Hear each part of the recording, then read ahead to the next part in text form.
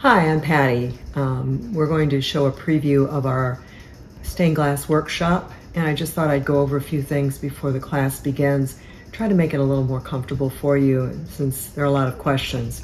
I've gone over many of the questions and I thought, let's do a little video, might make more sense.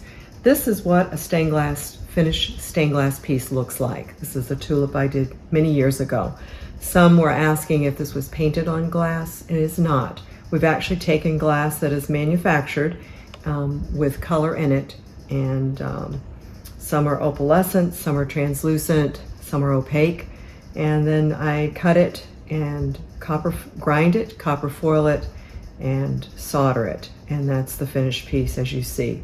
And I'm going to turn it over and show you what the back looks like, because you do the same for the front as you do the back, and then you can hang it in front of a beautiful light or a window, and you have a magnificent piece, which is a lot of fun.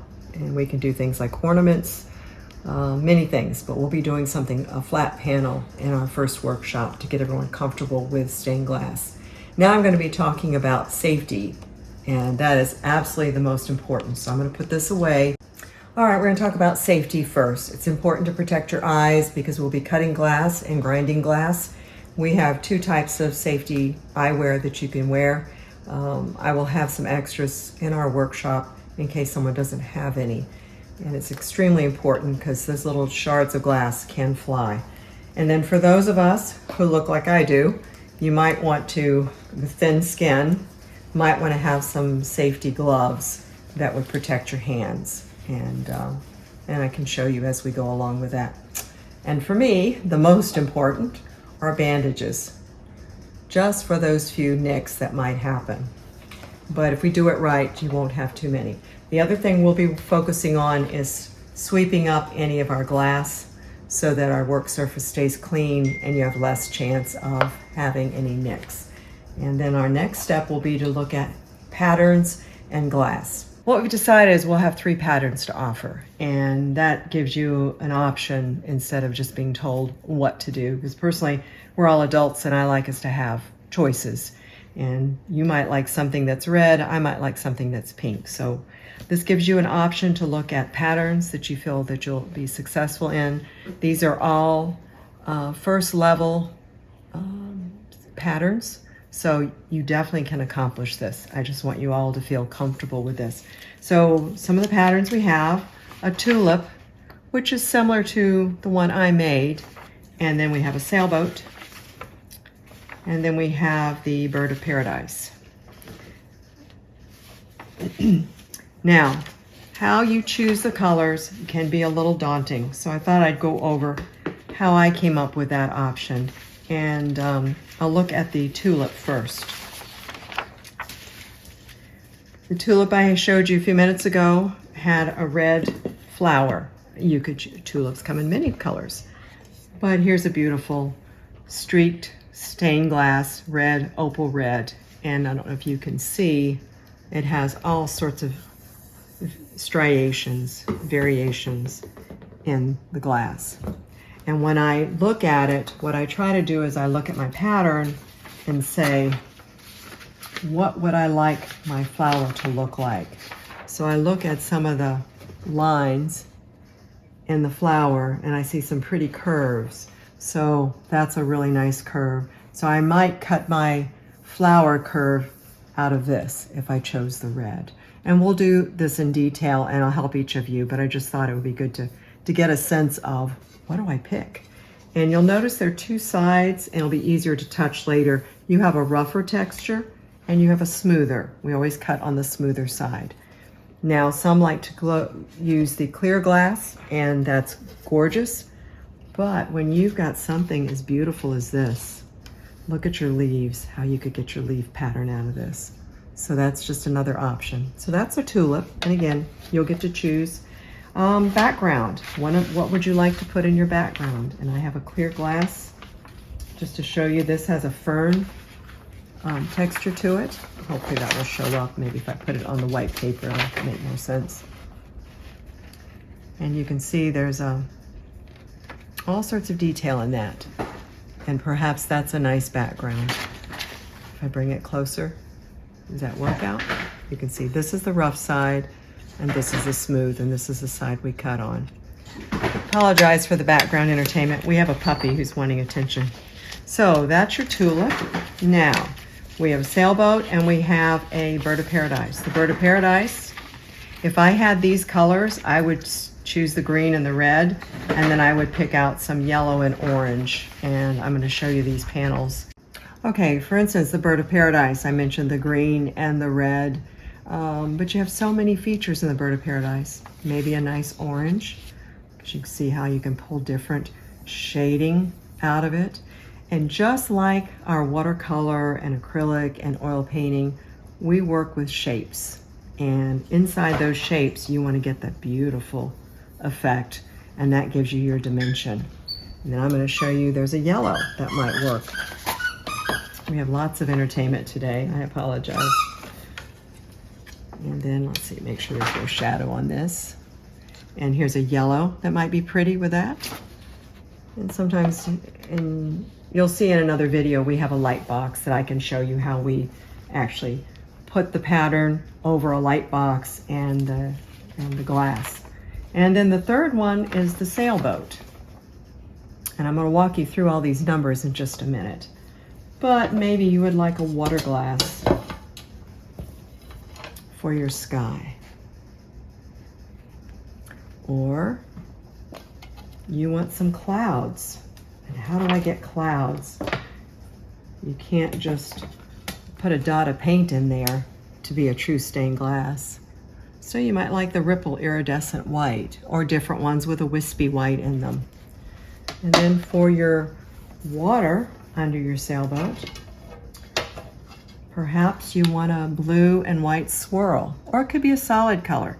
But you notice how the swirls are going vertical, but your water is going to be horizontal.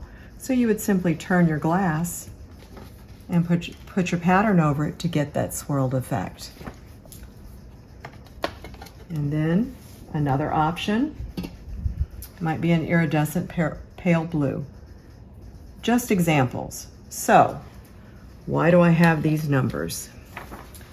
And you'll hear me say this many a time. I go by numbers or letters. It doesn't matter. It's your code. And what I like to do is, for instance, number 1, I might say I have a yellow sail. Number 2, I use the iridescent white. 3, I'm doing a red base to my sail, and on and on and on. And then when you actually cut out your glass, you're going to put that number or that letter corresponding with your color guide, so you'll know which piece you have. Now to cut, some of us have used the Homosote, which is pressed recycled paper and board, and ordered some through Amazon, but they only come 12 by 12. And as you can see, our patterns are 8.5 by 14, I believe it is, 8.5 by 14. So something I've used for years, and I honestly thought they didn't make them anymore, but found them, is to get a ceiling tile. You'll see this side is soft. So flip it over.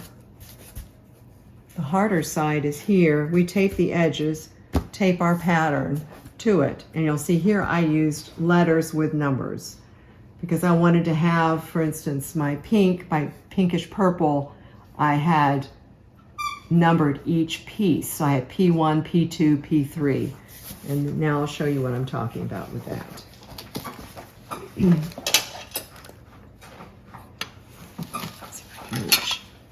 For instance, my background.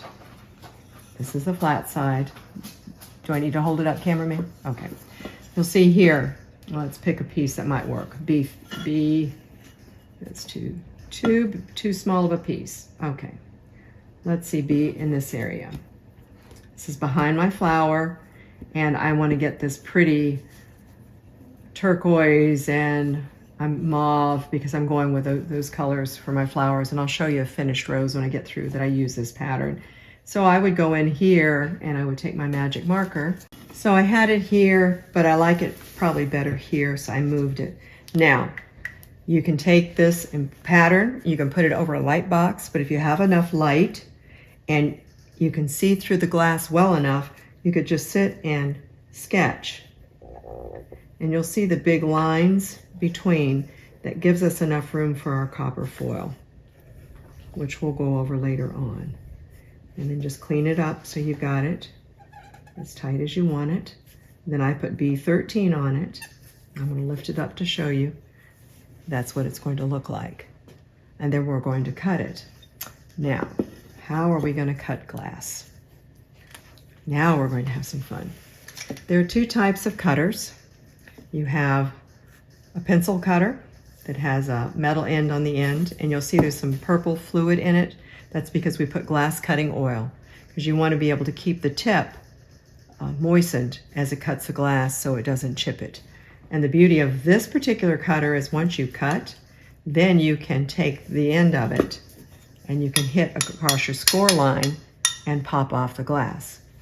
But personally, I like the pistol grip because I find, especially if you have any joint issues, holding this hurts your fingers. So I found this gives even steady pressure on my hand. And so then I can just cut it. And what I would do, normally I would stand up. Some people cut towards them. Some people cut away. Some people cut away when it's a pattern, and they cut towards them when it's a straight line. It's really a personal preference. You have to have the right amount of pressure to cut it. If you cut it too softly, you cannot go back over it because you'll chip it and it will break in many different directions. You can score closer to that line if you have that. And we're going to practice some straight lines and some curves, our first workshop session. But basically when you cut, I'm going to cut this line here. Get some pressure. Hear the grinding. Now, this is where safety gloves would come in handy if you're afraid of getting cut. You can tap it. And what you're trying to do is get that line to start showing, and you possibly can see here it's starting there. The other thing you can do, if it's a straight line, you can use running pliers. And running pliers have a line right here in the center. And you can get it so it's close to the width of the glass. See, this is way too loose, so you tighten this.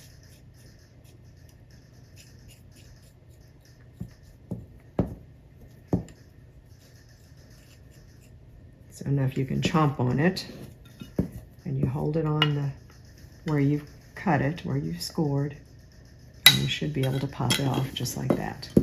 That's for straight lines. Let's say I had a little curve in here, like right here. Then I can use grozing pliers, which have teeth inside, and they can chip away. This is where your goggles come in handy, as well as having your trash handy.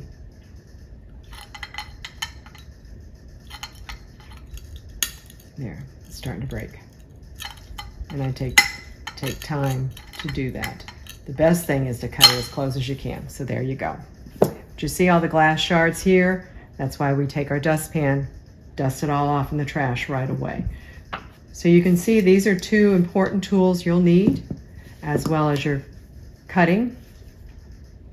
And it's good to have the stained glass cutting oil. And then the next thing we would do would be to copper foil, which will be another session. So now you can see the pattern from the beginning, and this is the finished product. I thought it would help to see the difference. But our first class that we're going to do live, we're gonna have some fun, because cutting glass seems to be the most challenging thing we run into. Let me just move this out of the way so we don't have any issues, since I put my brush on the other side. I have, let's see, how can I make this look a little easier to see? I'm gonna move this board, bring it over here. Okay, so I have some pattern pieces, rather old. This is my original. And you'll see I've numbered it. So that's my original, and I cut these pieces out. So I have the two sides of the circle were cut, and then I have the rectangle. So so it actually would become that pattern. So now I have actually cut my glass, this is the flat side, to match, and I've copper foiled it. And we'll talk about what that is later, but just to show you. And then you have your center. So you're going to learn how to do this our very first session. Get you comfortable with it before you cut any of your glass pattern pieces. Then what we do is we solder this, and we'll talk about that. So to recap our first session, it's important for you to have your safety gear, your eyewear, gloves if you want to wear them, and you need to have your pattern, which I'll have for you, your tools, your glass cutter, your pliers. I will have black magic markers, so don't worry about that. And by our second class, we'll be using copper foil. There are two kinds, you have different widths. This is one I ended up purchasing on Amazon. You can also get them at Hobby Lobby. You have silver backed and you have black backed. And I have a fancy dancy little copper foil holder you don't need to purchase. You can use mine, but just to show you, this is black backed. It's adhesive and it's got a black back to it. And what we're going to do is you take your cut piece. Let's see, this is we've already ground this with a grinder, and I'm gonna show you a grinder in just a minute. But you take this and put it over it. It's got oil on it right now, so it's not going to stick. But you basically line it up on both sides, so it's like this. You take a burnishing tool, it's also called a nib, and you run it over the side so it smooths it. So you end up with this situation, okay, or piece rather. The other thing you're going to need, this is another burnishing tool or nib, whichever is your preference. I personally like something that I don't have to put a lot of pressure on my fingers. Now the other thing we'll need eventually is going to be the copper foil, which I mentioned. You'll need solder. 60/40 has the nicest sheen to it, and there are many places. Hobby Lobby does carry it, as well as off Amazon.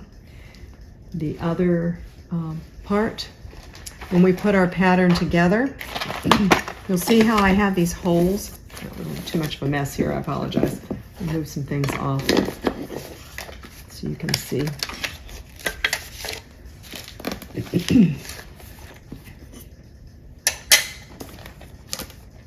Morton has a framing system, Morton Glass Works, and you can purchase these through Amazon also, I found.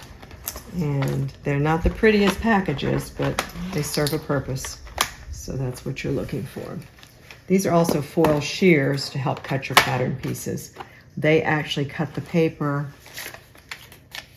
right along the line. You see how the inside of the paper is stuck? That's so you'll have your foil line when you cut your foil. You need that extra space covered, so when you put the pieces together, you've made the allowance for your copper foil. And those are called foil or foil cutting shears. So this is a Morton system. It comes with these wonderful aluminum angled brackets as well as push pins. Now back in my day, when we started, we had to use the pins that were nails, and you had to hammer them in, but they rust. So I'm getting ready to do my piece. Let's say this is the piece I cut out, and I want to make sure that this is secure. And you turn it this way. I always do it the wrong way. And you're going to start at the bottom and work, but for our purpose on the camera, I'm going to put it here on my line. And the reason you're doing this is to secure it so that you have a nice tight line and you don't end up having a wonky product when you get through. And you're just going to put your push pins right in. And the nice thing about the insulation tiles, it goes in nicely. And this is what you're going to work on throughout the project. So now you can take your piece that you have cut and eventually copper foiled, and you know it's going to be a nice tight fit. For instance, let's say this is the bottom. Then you're going to take it and put it like so, so it's flush. Now this is just an example. Obviously it's not accurate, but it gives you an idea of what we're going to be doing. So maybe it takes some of the fear, trepidation you have. I know when I first started, I was so nervous, and I don't want anyone to be nervous. I want you to have fun. Two main things we're going to accomplish. You're going to be safe, you're going to have fun. That's our goal. Now in a minute, we're going to go and show you what a grinder looks like, and we'll be pretty well ready to go. All right, we're going to talk about the grinder. I happen to have a Glass Star Superstar 2 grinder. Inland makes a grinder. There are quite a few out there. If you're going to purchase one, look at the ratings and see. The main thing is you want to make sure you have a splash guard here. You can also have a shield, which I left in the other space. My helper, would you mind bringing me my shield? It's on that counter over there. I put everything indoors in air conditioning to show you because it's raining outside and it's rather muggy, so I didn't want to go into my workspace to do that. But here is a splash guard that works really well. And I would suggest put either a plastic box. I'm going to take this down so you can see, but I just wanted you to see the safety. This keeps the glass from flying and it hits here. But if you use a box or a plastic bin with a hole in it for your hose, your cord, then it keeps a lot of the glass contained. So this is the Morton System Mr. Splash Controls Grinder Spray. I've had this for well over 20 years. In this grinder, you'll see you have a wheel and you have a sponge. And we've actually taken just regular household sponges and cut them to work. And you have a grinder, a shield, and you'll see all the little holes here. That's because as you're grinding with water in the grinder, this wheel spins and it pushes against the glass. The water comes up in the sponge next to your grinder and it helps keep it moist so you get a nice even grind. I don't know if you can see how shiny this is, and it's very sharp, but basically what I would be doing is I put water in, turn on my grinder, and then you take and you just slowly grind until it is nice and smooth, and then it's going to have a rough, flat, what am I trying to say? It's not shiny. It's a ground texture, I guess is the best word to say. Now also, I don't know if I mentioned before, and I apologize if I didn't, with your soldering iron, and I've had this for a long time, you need a soldering stand and a soldering iron. 100 watts, they say, is the best. Your success with soldering is going to depend on your technique as well as the temperature you use. So you could also use a soldering iron controller that will change how high your wattage is, how hot it gets, or how low. And that takes a little practice, and we'll have practice sessions on that. It's also good to have steel wool because you need to tin your iron and get it cleaned up, because if it's dirty, you won't have a pretty solder. And that's our goal, is to have a really pretty finish to what we're doing. If you have any questions, please feel free to contact me. I'm hoping this will be helpful to show you just very briefly what we're going to be doing, what you need, and there's a list of supplies and tools, so don't feel like you have to write down everything I said, but I just thought if I showed you, it might take some of the stress out of it and make it a little more exciting and more fun. Look forward to seeing everyone, and you take care.